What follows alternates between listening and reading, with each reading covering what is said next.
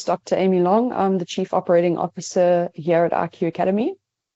This evening, we're going to be speaking through strategic planning and implementation.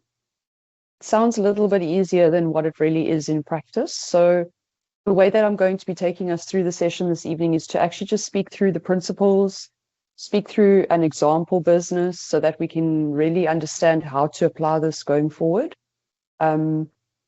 I don't really want to talk too much about the theory because theory is just some words written in a textbook, but in practice, strategy is actually extremely difficult and it's a nuanced process. You come back to it, you leave, you reflect. It's a continuous process. So this evening we'll be going through about 10 slides. As I say, I'll try and limit myself to 45 minutes. And yeah, looking forward to the session. I hope you all found value in the discussion. Right, so what is a strategy? Let's start there. In simple terms, a strategy is just a plan. It's linked to a goal of or for the business. So if you think about yourself, your personal goals, your personal plans, you have to have an idea of what it is that you want to do in order to be then able to achieve that. Remember that most importantly to this discussion is that businesses exist to offer a good or service needed by society. And part of your strategy has to actually be identifying what that need is. Are you going to provide product? Are you going to provide the service? And if you are, what is it that you're actually going to do and is it needed? So for an example, I'm wanting to open a luxury handbag boutique. And so I open that in a low income area. It's actually not a need in that area. So if that's my strategic plan, I'm probably going to fail before I even start. So understanding the needs of the society within which you're trying to operate is critical, as well as being aware of macro and micro influences on that community, such as level of income, level of digital literacy, if that is applicable, if you're selling a product that needs to be acquired via a website. So it's really important to remember and ask yourself these questions. What is our core good or service? And if people aren't patronizing, is there actually a need for this? So that's just a question. As we go through the evening, you're going to be actually finding yourself having to ask a lot more questions than you will get answers. And that is also part of strategy. The more you question, the better you understand, the better decisions that you can actually make.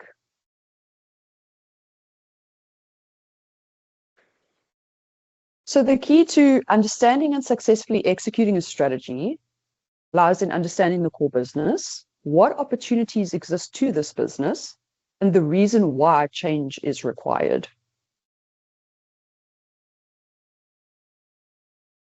So in order to establish what strategy you actually need to implement, you need to ask two questions. What problem are you trying to solve? Or what is the net gain?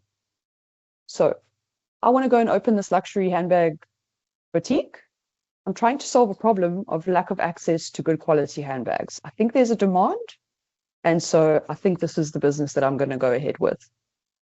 What is the net gain? I can then provide this good or service to the community. And in the case of an existing business, we're talking entrepreneurial now. So in the case of an existing business, what are we going to gain by this change? Because strategy is inviting change. So you're saying maybe some things are working, we could make them better, or maybe we should be doing something different. So asking yourself, what problem am I trying to solve here in this business when I'm implementing this strategy? Or what is the net gain? Those are two of the most critical questions you can ask yourself before you start actually establishing your strategy. So starting here, it actually ensures that you have a framework to then take the concept further. So as I say, you want to do something, you want to implement AI, for instance. What are you going to gain by implementing AI? If you don't really know how you're going to do it or what you're going to gain by doing it, going ahead and doing it is not really going to yield a lot of success. So what problem are you trying to solve? Critical. If we're implementing AI, we're trying to solve a problem of maybe people being available to our customers. What is the net gain? We actually now need less people. So those are two, just off the top of my head, examples that we could use when we're thinking about something like AI. It's the buzzword now. Everybody wants to do it. They don't really know how, and they don't really know why they're doing it. So these are really important questions when you're thinking about strategy. So the framework helps to shape the reason why you are actually having to go down this route and do this strategy. What are you going to get? So why do businesses pursue a strategy? It could be for one of many of these reasons, one or many. So you actually want to grow, or you want to expand the business operations. So you're an existing business, you want to grow into a different market, or you just want to expand and get bigger, make more money. You want to diversify your operations. So now you're, let's say, a business that operates within a mall. You have limitations because now you're only operating within a mall. So people that are searching for you online can't find you. So now your strategy is, I'd like to actually go and implement a digital marketing strategy, and I'd like to set up a website where people can order my clothing, for an example, in both ways. So now I'm diversifying my income streams, and I'm also diversifying what I'm doing in the business. It could be for innovation, something like AI. AI is everywhere. A lot of other technology implementations are actually just to stay ahead of competition. It's extremely important. And actually, innovation can actually have a direct impact on your growth and your expansion, as well as your diversification. So that's why I'm saying some of these reasons are interlinked, but they could also be standalone. Again, the competitive advantage. So everybody else is selling these clothes in the mall. If I start selling it online, I've already got a competitive advantage. So that is an extremely important reason why people implement strategies or businesses. Another important reason to implement a strategy is to actually improve your current operations. So if I use the example of IQ, our inbound contact center, which is our student services department, we used to work from 8 to 5. That worked, but we weren't actually available to our students after hours.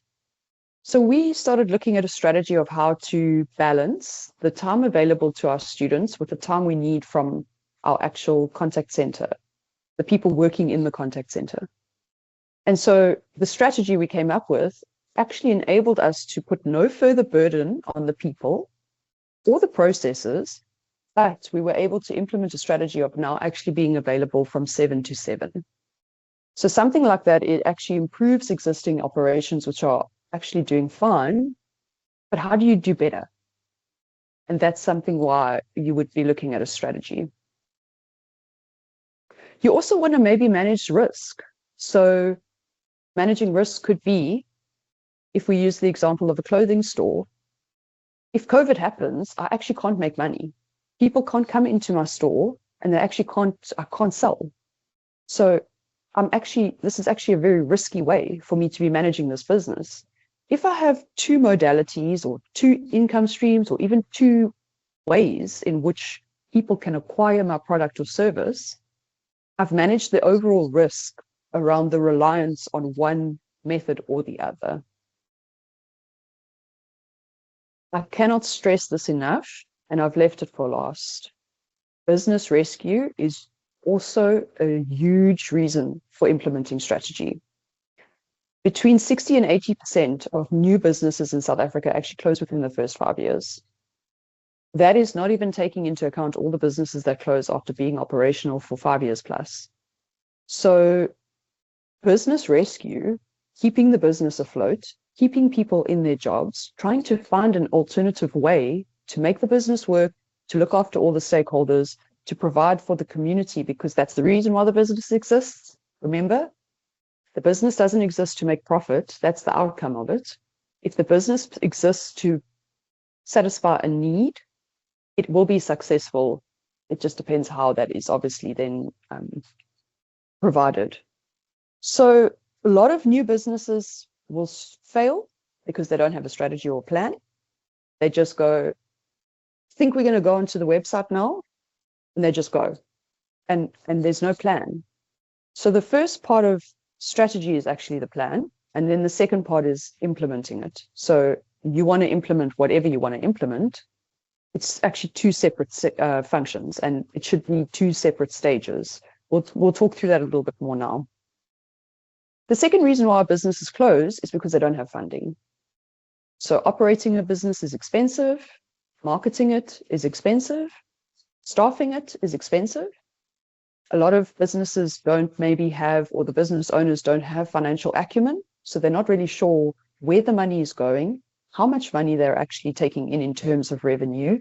There's no real cash flow forecast, so they're not really sure how much money they're going to need in the future. And they just kind of exist and they operate. And when they stop operating, it usually becomes the fault of the society or the external factors around them that caused that. Oh, the micro or macroeconomic conditions, people don't have money anymore. But unless you offer a product or service that doesn't exist in society, there's somebody out there making that exact same product or service successful. Real estate, clothing, protein shakes. There's somebody out there doing it successfully. So instead of looking outside of the business and outside of your team and outside of your function, you need to look in. You need to ask yourself, what exactly is our plan here? And do we actually have enough money to fund this business for as long as it's probably going to take to be able to turn a profit? Those are hard questions, and oftentimes people can't answer them. So I'd like to take us through a case study. It's a very basic entrepreneurial case study, and the reason why I wanted to use this example is because corporates have various different structures and functions, and we can't really talk to why big businesses would do what they do. What we can talk to is just an everyday entrepreneur who's just trying to make her small business work, and she doesn't really know what's going on, and she doesn't really know how to make it better. So in this example, Julia runs home-based catering. She only allows collection between certain times in the day. She creates the food fresh, so at least you're getting home-cooked meals. She doesn't cost a lot. People have praised her, that they've given her feedback, it's good quality, there's a nice range. So people at least can come back because now you're not just selling one or two products. Unfortunately, this business is really not making money. And that is probably one of the hardest truths that business owners actually avoid. This business is actually not making money, and we need to understand why. And if you can't answer those questions, you're going to end up like Julia, unable to take a salary. So now you actually can't live off your business. So now you have to go and work somewhere else, which takes your attention away from your own business, and it's going to jeopardize the success of that business. So Julia's now, she's thinking, what am I going to do with this business? I can't even support myself or my family. I'm turning a small profit, but it's not enough. So let's help Julia. So we need to first, when you start looking at a strategy, you need to first examine, what is this business about? So what is this core business? She sells ready meals. Okay. She's not FMCG, which is fast moving consumer goods, which is basically your products that you see in shops, because then they produce them thousands, hundreds of thousands at a time from a central factory, distribution networks, etc. So she's not that. Where does she currently operate? She operates from home, which means she's actually restricted to a geographical area. It is more difficult to become wealthy operating within a defined geographical area. The more customers you have access to, the more chance you have of getting patrons, and the more revenue you can then make. You can also produce more and cost it lower with your suppliers, so that you end up with getting a net gain. So I always think to myself, when I hear of new businesses, I'm in a small town, East London, and I hear of these new businesses and they're selling in East London. And I'm wondering how many customers there could possibly be in a small town, and the reliance, again, the risk, the reliance on those customers to produce your revenue month after month, day after day. because a shop needs to make sales every hour of every day if it wants to be successful. And then I think if you were offering the service or good in the province, that might help. If you were offering it across the whole country, now you've got a real business on your hands. Most really, really elite successful businesses operate internationally. So it's something that you really need to think about. How do I grow and scale this business opportunity? Or am I just happy to have a small business that operates in a small town or is restricted by the geographical area? Okay, how do I currently operate? So she's actually operating a service model. Customers collect fresh meals, they pay her cash or they EFT. Okay, so in this example, we're now in Julia's mind. We're trying to understand, what is she doing here? How many resources do I have? It's just me and my kitchen helper, my sous chef. So between the two of us, we cook these meals, we prep them, we pack them, and we distribute them. What technology or infrastructure do I have? These are all questions. So regardless of what industry you're actually operating in, you can ask any of these questions. What is your core business? How do you operate? Where do you operate? How many resources do you have? What technology or infrastructure do you have? Notice we're not actually talking about what you need, because we don't actually know what you need yet, because we don't actually know what you have.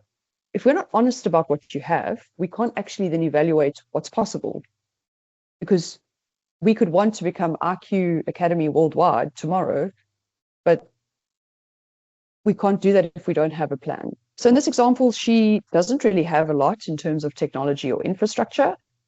She uses WhatsApp and she's got a Facebook page. Who are her customers? It's actually everyone.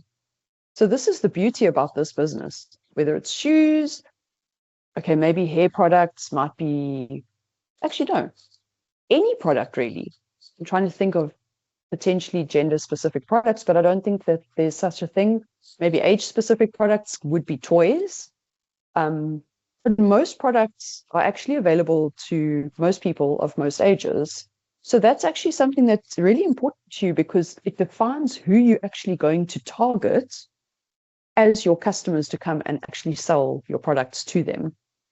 Whether you do radio marketing or digital marketing, you have to know who you're actually marketing to. Is it 65 plus? Is it 18 minus? What is it? Is it everyone in between?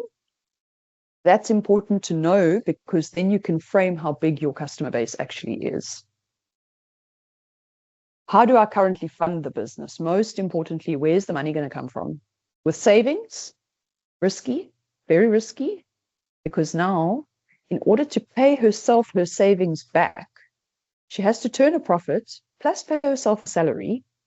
Then only when she has enough money to no longer invest in the business to try and make the business bigger, can she then pay herself her savings back. So there might be a very good chance that she's waiting for her money to come back to her for a very long time, or if the business doesn't work, she loses it forever. Very risky. So she's not really maintaining, the business is not actually paying for itself right now. It's not even breaking even. If she's turning a small profit, she's still got an investment, equity investment that she has to return.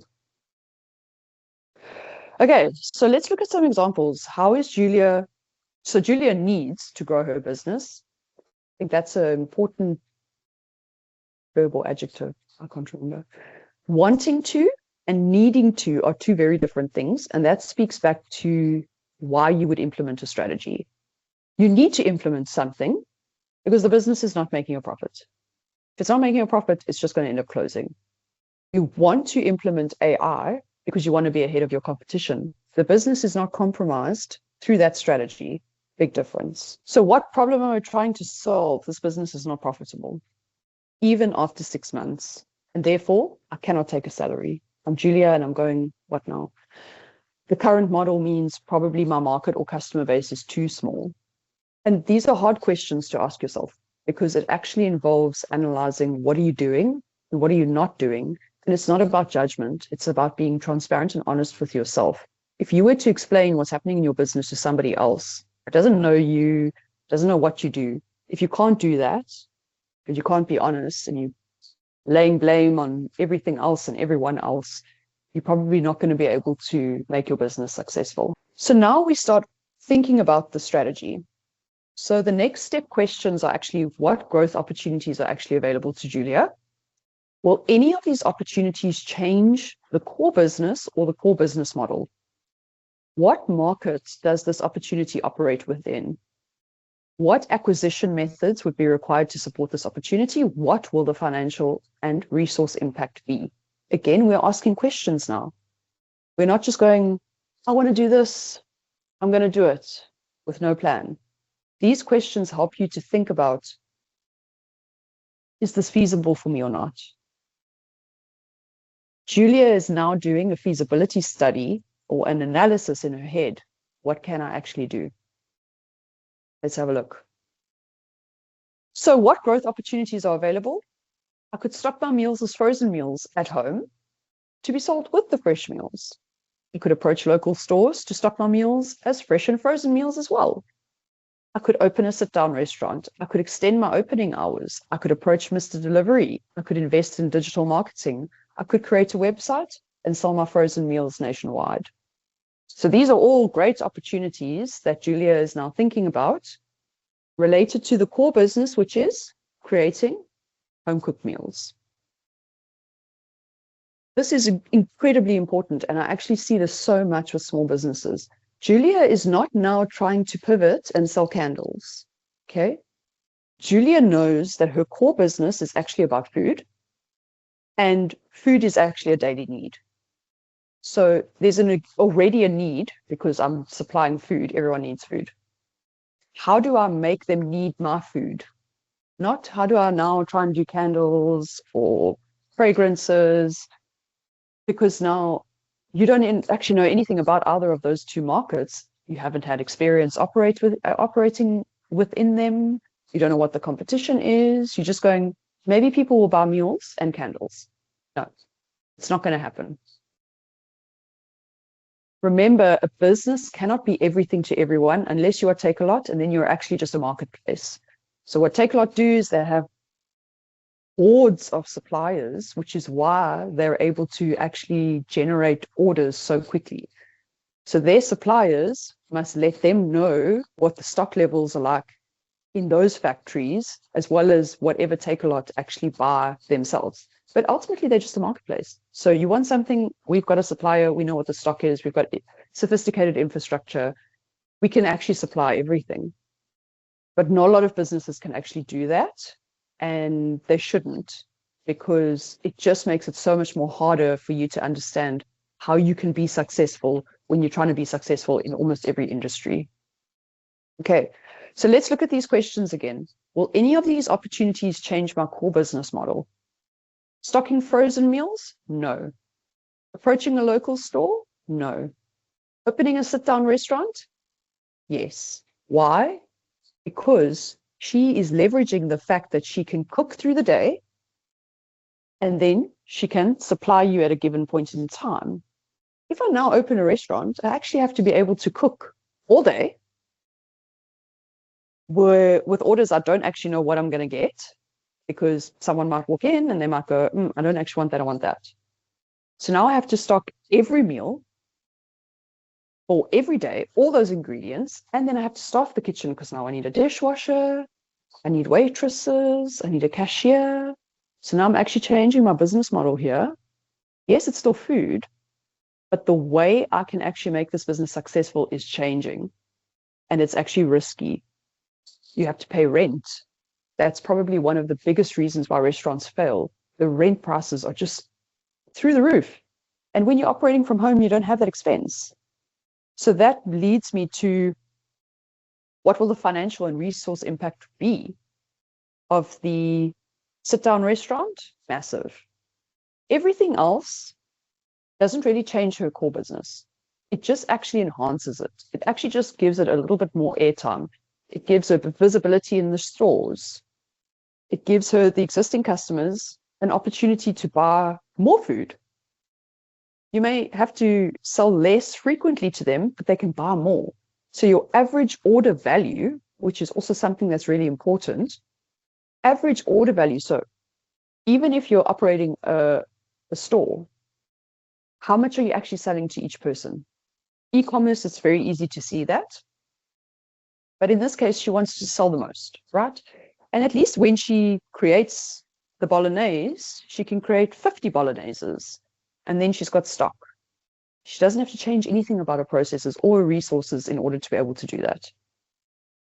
Okay, digital marketing, same thing. Mr. Delivery, same thing. And creating a website, same thing. It's all doing the exact same thing, just in a different way. Even Mr. Delivery, you can register to only be available for certain hours in the day. So it wouldn't be the same as having a sit-down restaurant, because you'd only be available and you can actually select what is available within your menu. Okay, what acquisition methods would be required to support this opportunity? Well, there you've got to just think, how am I going to acquire these customers? So I'm going to post online. I've got a Facebook page. I'm going to leverage that. Maybe I'll create a WhatsApp channel.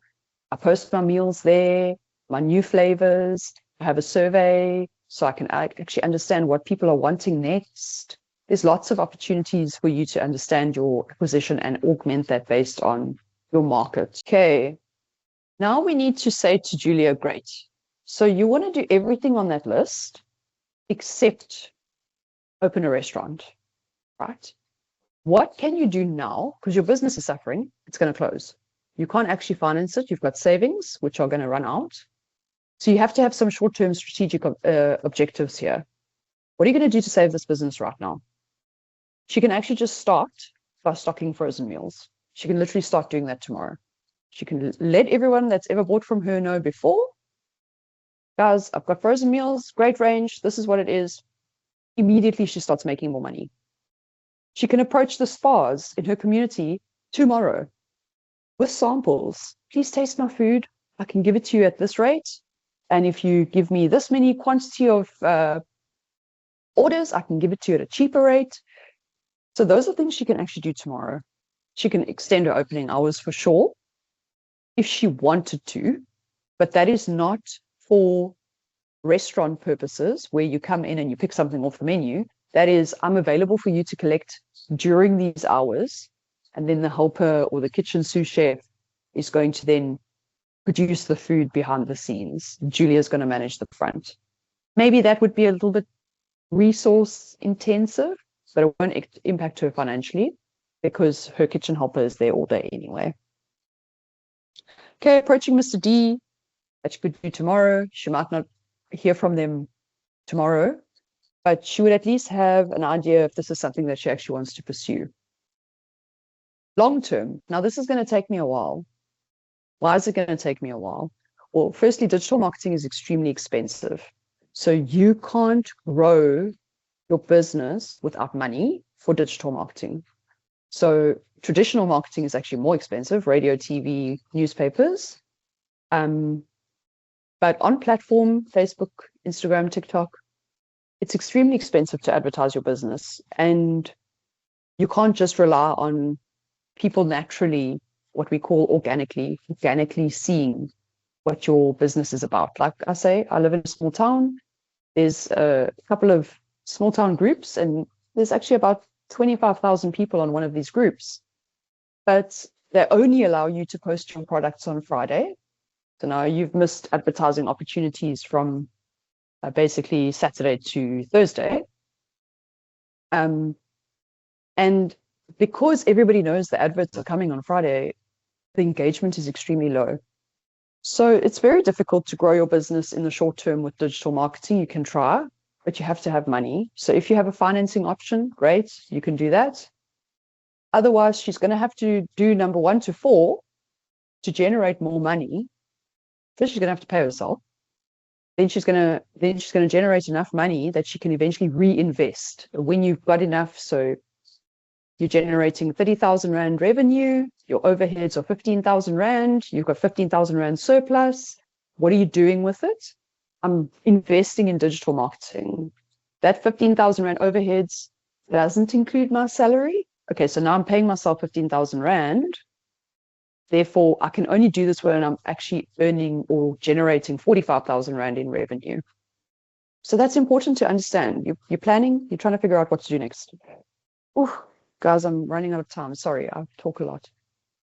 Creating a website, selling the meals nationwide takes time, is expensive. Okay, so now we've got an idea of what Julia's going to do. How is she going to do it? So now she starts asking those questions about what's next. So she asks, how many resources will I need? Well, we've just discussed if she's going to if she's going to extend her opening hours, she might need another kitchen helper or a sous chef. If she's going to generate more food, she might need somebody to help her do the shopping. There might be those dependencies, but it's not as dramatic as changing the business model with a restaurant.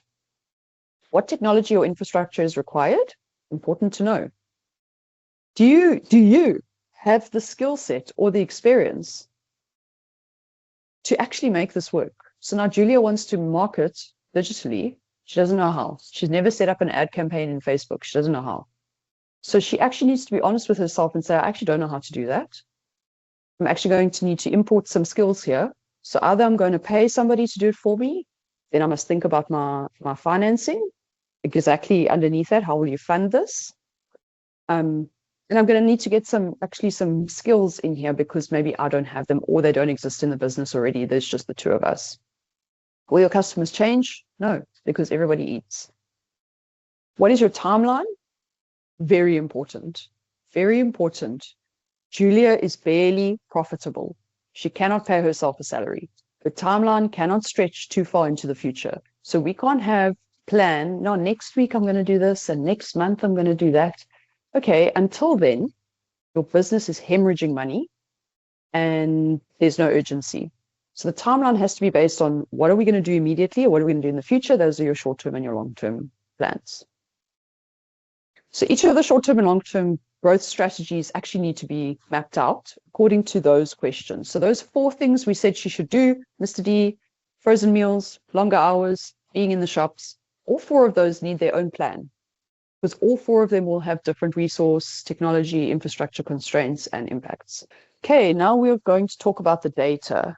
I'll limit myself here until 1845. So data is not big data out in the universe. And so it's not programming.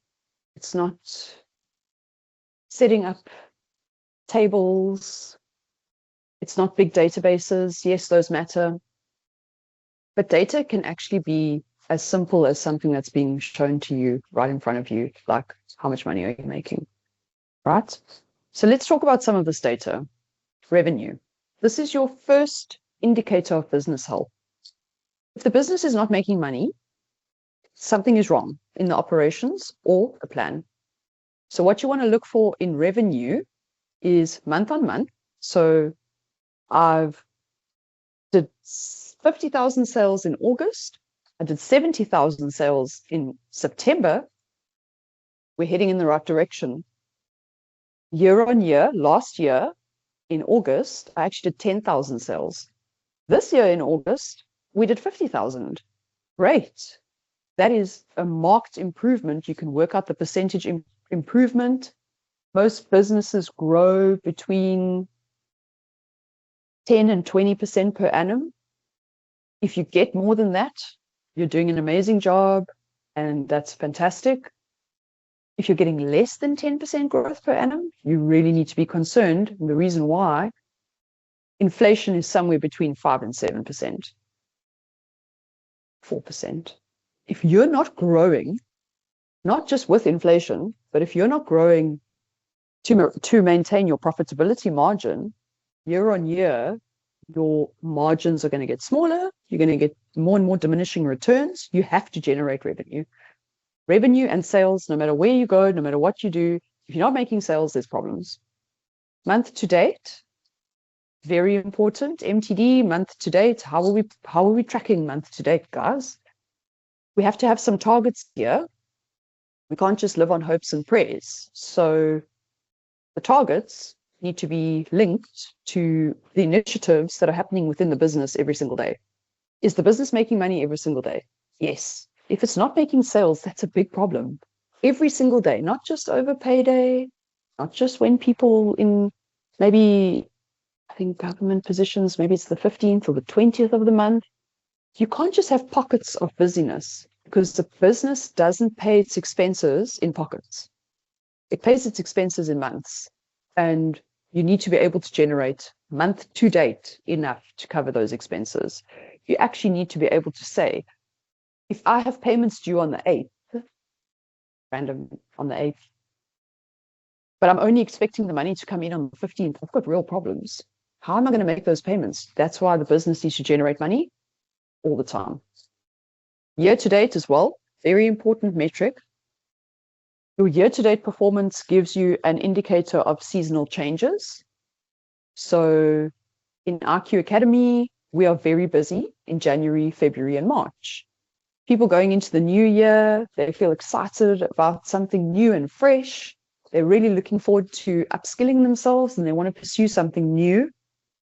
So we know in January, February, and March, we're going to have a lot of applications. So we know this by looking at the data year to date as well as year on year. So YOY, year on year. So when you're able to look at data in that way, you can also then predict what's going to happen in the future. So you can look back and ask yourself, what did we do, right or wrong? You can also then look forward and say, we can probably reasonably expect if we're growing at an annual rate of 20% year on year, we can reasonably expect next year that we'll also be able to increase the revenue and sales by that same 20%, if not more. So that's why the revenue information is actually so important. And a lot of people are just either not aware or they just don't prioritize actually being honest with how the business is performing from a cash flow and revenue perspective. Costs. Businesses fail because they don't have a plan and they don't have the money to run the business the way that people have constructed that business. And the hard truth is that most businesses will cut people, you can see there in that list, because people, usually if you're providing a product, are usually the easiest to expend with. You can't really expend with the supplier of your product. You need to get the raw materials, so you can't get rid of that.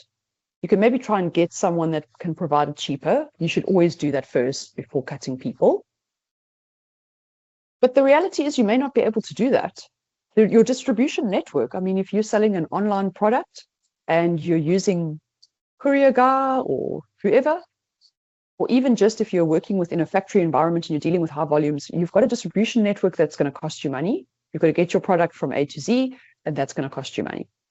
You can't really change that. If you don't deliver your product, you have no business, right? Same with technology. You can maybe cut back but again, it's about understanding, what are you using this technology for? What are you paying for? There's so many people, it's like gym memberships. I'm paying for Netflix, but I don't really watch it. So in your personal life, your cash flow is depleting. You're not even aware of the fact that you're leeching this money out of your bank account for a service you're not even using. And there are so many businesses that run like this. We don't actually know where the money's going. We don't actually know how to change that. We're not even sure if we're using all this technology, but we're paying the earth for it. The same example as I gave earlier for AI implementation. It's all good and well, but AI is expensive. And how are you going to get a return on that implementation? So you have to be able to build a business case. I'm going to spend 200,000 Rand a month on AI. And in return, we're going to net either reduce costs or more revenue. You have to be able to predict that. So costs, so important. The data around what you are spending money on, equipment, marketing, your sales, so who's selling your product. If it's online, your website costs money. If it's in person, the people cost money. And then your marketing, just circling back to that. So ROI is return on investment, and ROAS is return on ad spend. So if I have a digital marketing product, let's use Takealot for an example. They're going to spend, let's say, 100,000 Rand a day marketing to you on Facebook. That 100,000 Rand needs to generate them, let's say, 200,000 Rand in sales. The return on investment then is measured 100,000 against 200,000. And that's your ROI, your return on ad spend, your ROAS. So different businesses function with different levels of ROAS. So if I'm going to spend 6,000 Rand and I net 32,000 Rand, my ROAS is 4. My return on ad spend is actually 4. So I spent 6,000 times that by 4 in the revenue that I got back. That's just pure return on ad spend. That is not the return on all of your costs. So the return on ad spend is extremely important when you are looking at or dealing with digital marketing product offerings. And it's actually somewhere where you will probably end up spending the most of your money. Marketing can be somewhere between 20 to 25% of a business's expenses. And even if these are things you may not know if you're not working in marketing, but Puma, Adidas, they spend millions every month to get you to buy a pair of shoes. You don't know it. You see the adverts. Oh, wow, I love that pair. Click on. Now they're tracking you. You Google Puma. As soon as you click on Puma, the website, they're tracking you. So they have paid for you to see that advert, and they've paid for you to click on that link. Okay. In the context of costs, you can now see how difficult it is to reduce any other costs but people. And it's really sad because oftentimes people or businesses will recruit according to a plan, and then they'll realize plan's not working, and we've got all these people, now we actually have to get rid of them. Instead of trying to operationalize the business better, they just get rid of the people. Okay, so customer satisfaction is gold. It is the most important metric of a business. Businesses don't exist for themselves. They don't exist for the owners. They exist for a societal need. And if you're not honest about the feedback that your customers are going to give you, or you blame them, oh, they were so rude. Oh, you're just being difficult. Oh. Your customers are telling you what you should improve. NPS is Net Promoter Score. So Net Promoter Scores, combination of data that you can get that from. If you look at Hello Peter, there's a Net Promoter Score, there's a Trust Index score. So most businesses value this feedback, and it can be quantitative and qualitative. Again, if you have a Net Promoter goes from negative 100, I really absolutely hate this business, do not go near it, it's horrible, to positive 100, amazing, they do the best that they can, we love them. So RQ Academy, our Net Promoter Score, if I'm not mistaken, is somewhere around 70, positive 70. But a few years ago, we were actually negative 70, 3 or 4 years ago. And through the work that has happened across the business, exactly what we're doing now, looking at all of the data, looking at all of the processes, understanding the business, being honest, making changes, that Net Promoter has swung completely in the opposite direction. And that is because leadership at the time weren't looking at this and saying, this is a problem. This is a big problem. They were going, hey, improve sales.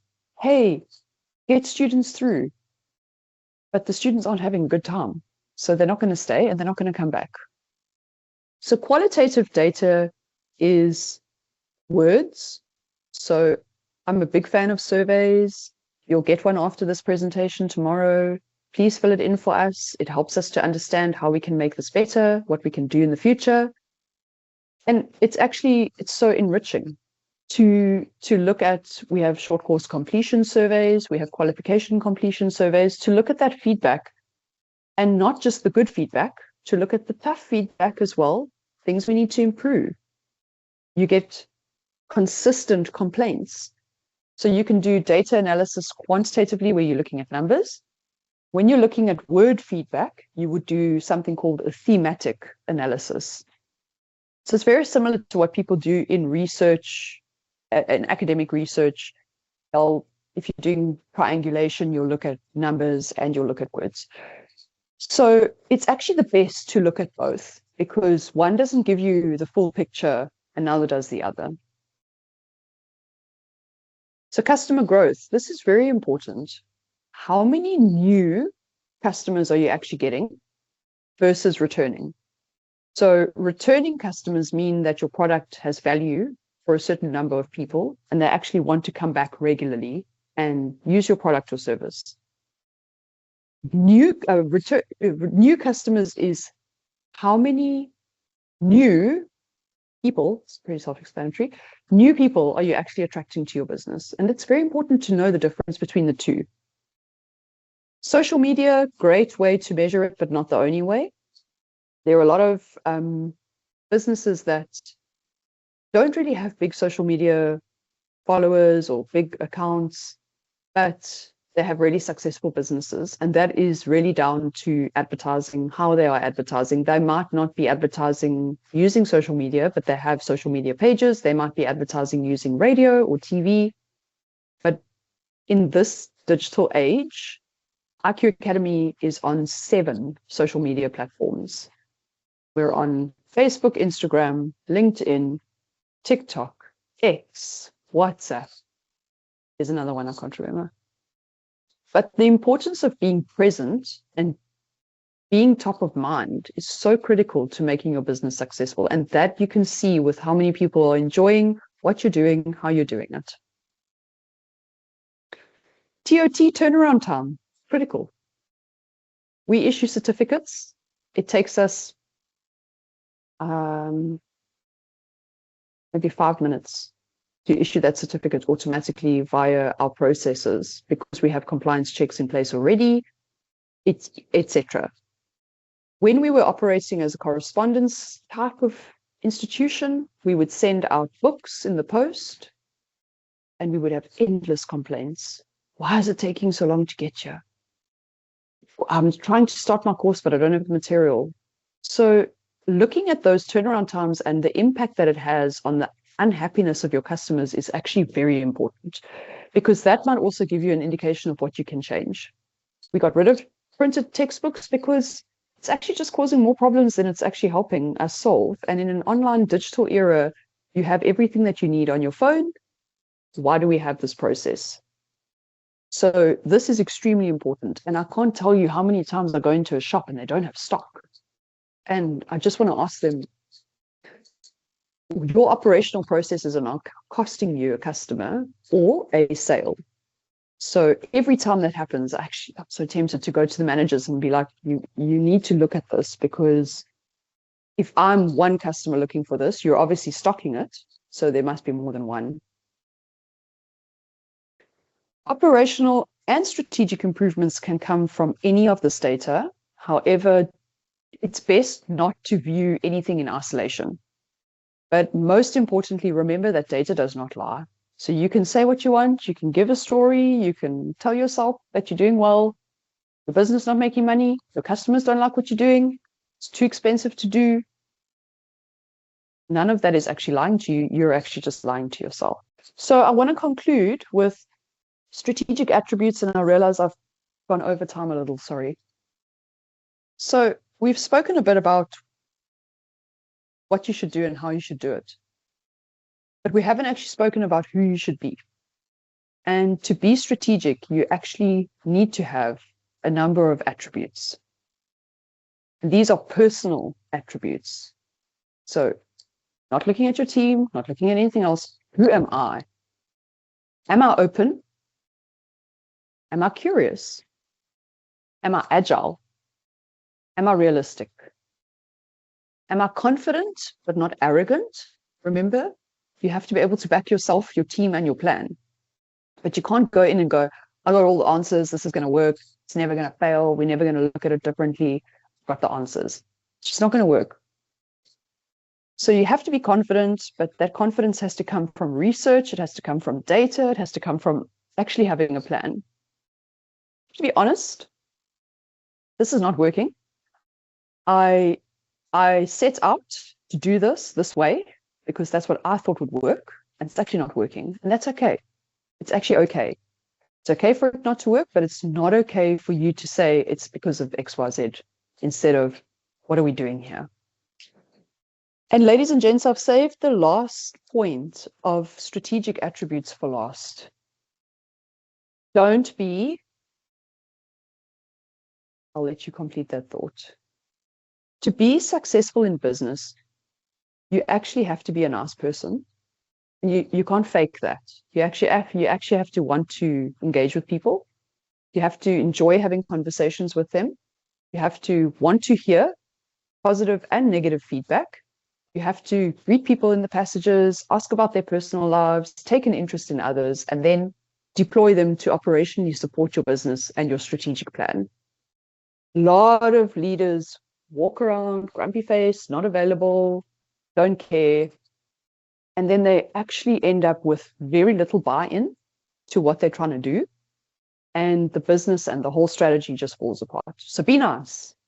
Be nice and don't fake it. Be genuinely curious, open, and flexible.